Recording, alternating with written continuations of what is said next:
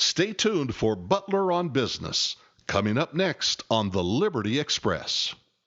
And welcome back to Butler on Business. My name is Jason Riddle, joined in the studio by host Alan Butler.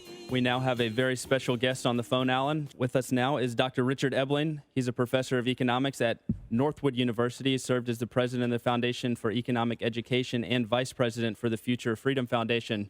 Thanks for joining us today, Dr. Ebeling. Oh, it's absolutely my pleasure. Good to talk to you. Good to talk to you as well. In May, you delivered testimony before the House of Representatives Subcommittee on Domestic Monetary Policy and Technology about our current nation's debt problem, our monetary system, and the Federal Reserve. And I thought that would be interesting to discuss today. And well, it certainly is relevant. It absolutely is. And reading through your transcript, you point out some pretty alarming figures. So I just wanted to first start off by asking you, why should the average citizen really be concerned at all about the trillions of dollars in government debt that we're piling up?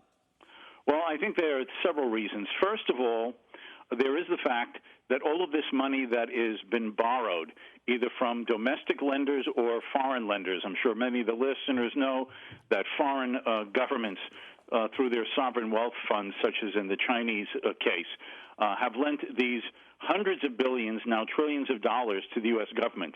Those all eventually have to, in principle, be paid back.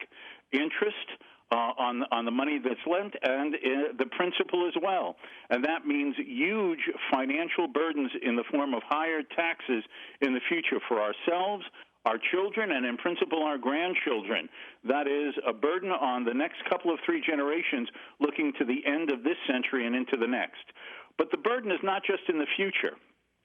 The fact is that every dollar that the United States government borrows right now to cover its current expenditures, whether it be for wars in other countries or welfare payments, the fact is that every dollar that the U.S. government borrows is one less dollar in the financial markets that a private sector American businessman could have borrowed to start a business, to expand a business, to invest in research and technology, to make better and less expensive products in the future, and to have created private sector jobs. And that is part of the cost, the burden, both in the present and in the future of these huge accumulated debts coming out of the annual budget deficits. And this is an albatross around our neck that cannot continue without crushing the productive and economic future of our society and our lives and our children's lives. Well, given the current projections by the CBO, their own estimates, these deficits are projected to continue indefinitely, and they don't even include things like the unfunded liabilities for Social Security, Medicare, Medicaid. What do we do to turn things around? What was your advice to Congress? Well, if I can just elaborate for a moment for the listeners, the unfunded liabilities are under current law promises that the U.S. government has made to pay to people who will be eligible for Social Security in the coming decades, for Medicare in the coming decades. And those trust funds, the Social Security and Medicare trust funds, have estimated that with a time horizon that they use of the next 75 years, which basically means pretty much the rest of this century, the United States government is currently committed to pay out somewhere in the neighborhood of $60 to $65 trillion. That's with a T. Now, where are all those dollars going to come from and the resources those dollars represent? So we're talking about an unfunded liability equal to about the full output of 4 years of American productive capability at current levels of gross domestic product.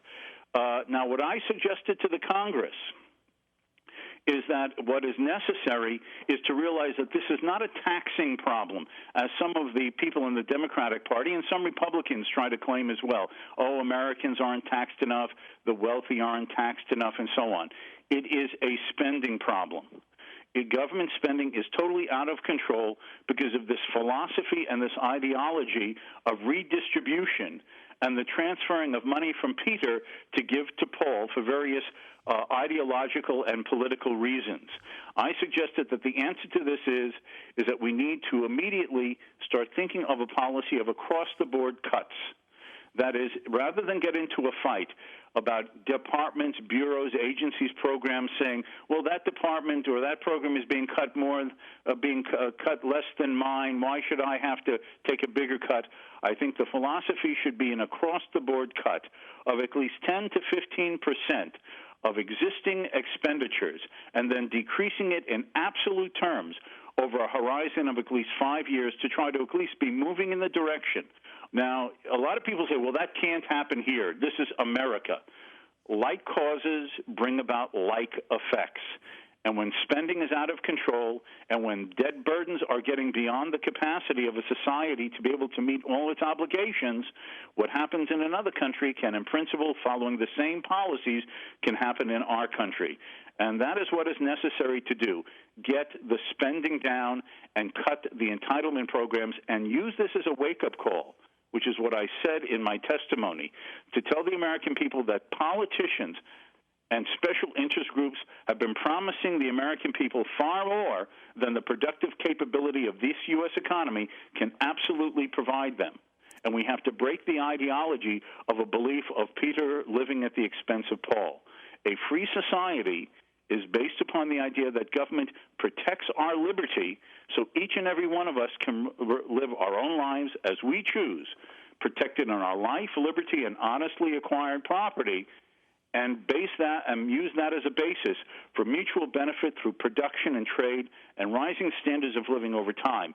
We cannot exist as a redistributive welfare state without a catastrophe facing us in the coming years and decades. Now, you've met with those guys. You've told them this. Most people in the know, at least the free market economists, the Austrians, the supply siders, we can all see this. What did the politicians say when you were telling them this? Well, first of all, the Republicans, of course, nodded their heads in agreement because they all want cuts, as at least some of them, as opposed to tax increases.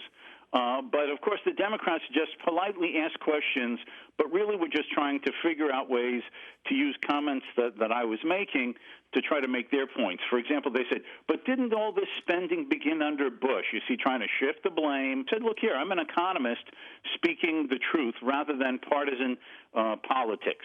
And yes, Bush increased the debt immensely. When George Bush came into the presidency in 2001, the U.S. national debt was $5 trillion. When Bush left the White House 8 years later, that debt had gone up by 100% to $10 trillion. So there's plenty of guilt and responsibility to spread around on both sides of the political aisle in Congress. The problem is that both parties have suffered from a pandering to the special interest groups and the promises of something for nothing to try to get votes. See, this is the dilemma we face and why it requires the people to put the pressure on the politicians and put their feet to the fire, because no politician looks beyond the next election. He wants to be elected or reelected. And since they're only looking 2 years ahead, they're not concerned about what this means in 2024. The American people, as many have been saying and starting to vocalize, have to say that we're concerned about something beyond merely getting you reelected. We don't care if you're reelected. We're interested in representatives that represent the true interests of the American people to preserve our individual liberty and to secure a regime of low taxes, limited government, and an open field for market economy activities to operate so that we can be both free and prosperous and the American dream can be restored, that each generation significantly lives a better quality of life than the previous generation. That's what the American people have to insist from these people who view their jobs in Congress as their entitlement by promising something for nothing, as I said, to try to wrangle votes on Election Day. Dr. Ebeling, one of the other areas you focused on in your testimony to Congress was that of the Federal Reserve. Can you explain a little bit about how the Fed ties in with this reckless government spending, maybe how it can facilitate the government to spend the way it does?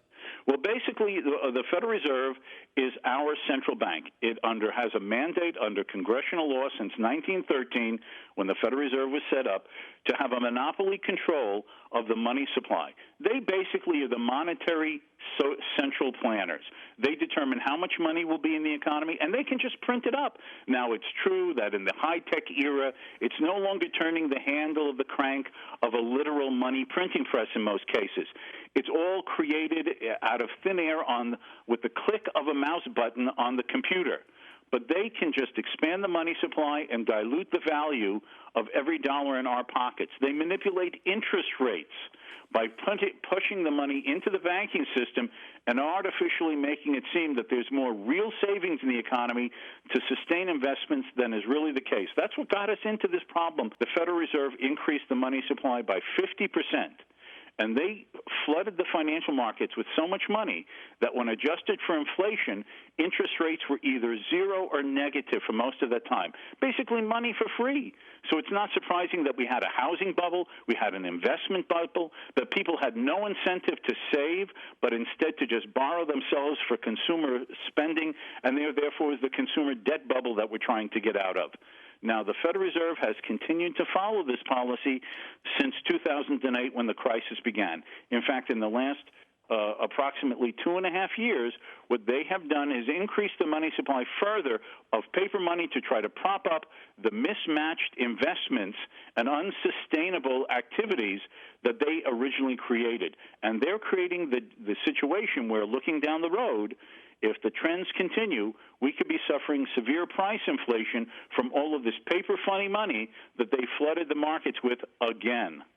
Given the Fed's role in contributing to our fiscal insanity, do you think they are leading us down the path of another depression? Yes.